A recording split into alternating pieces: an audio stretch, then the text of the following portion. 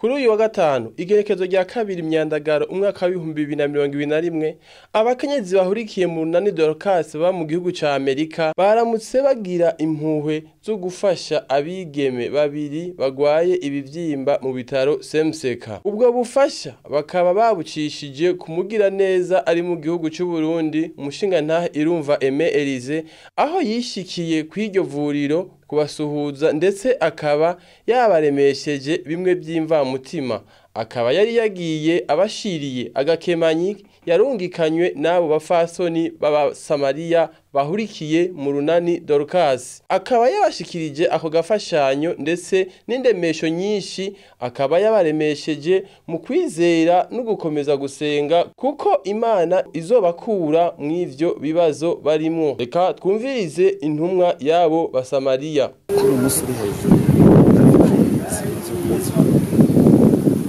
twari turamutse tuza gushika kuri bano bantu babiri babigeme bafise uburwayi bukomeye kandi babangamiye zitumwe n'umugore w'abamama witwa Dorcas usanzwe uba mu gihugu cya Amerika.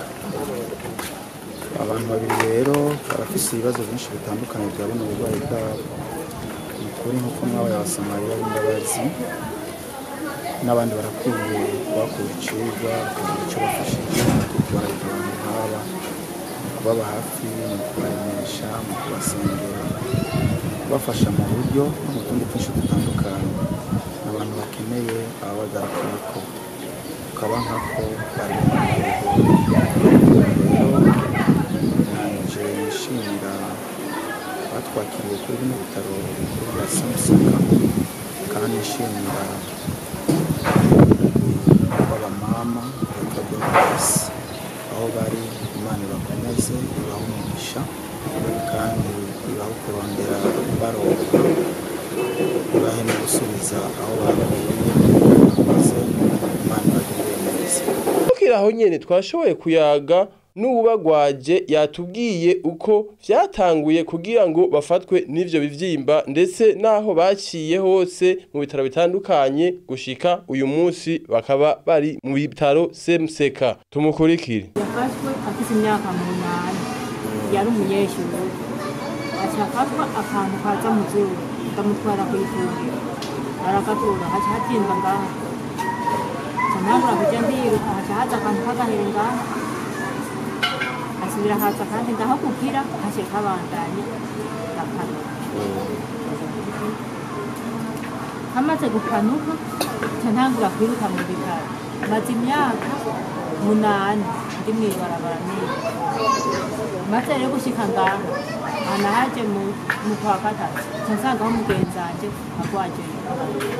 Uyu nawe turiko turaganira yambwira ko amaze imyaka nawe nyene 20 amugwaje imyaka 16 nawe nyene.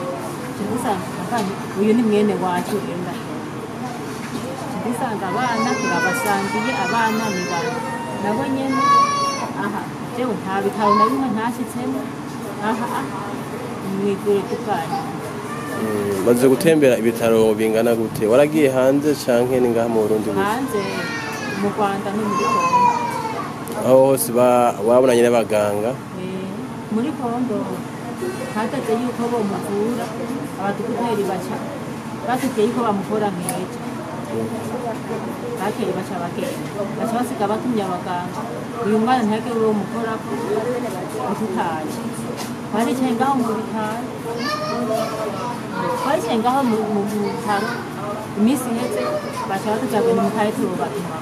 Haheze imyaka 5 n'inkumi none usaba nk'iki nk'abagira neza bafite umutima wo gufasha? Ngaha baramubwiye baca bambwira yuko agwaye baca bambwira yuko igufa ryamaze kwandukirwa. Muganga ngaha bashoboye kubaga ibintu by'inyama, igufa ngo ntibashoboye ntibaga. Baca bambwira ngo ngaha mu Burundi ntibaka mu bihugu byo hanze ngo niho bobishobora. Aha nze kwicara ngaha mu gukuka haza gusa baca baramwoza bambwiye ngaha yuko ntazo bakiri. None wumva amafaranga saba bangana gute jewe nayo hari barakubwira abaganga oya so kuko n'ubu dusanzwe ari abamfashe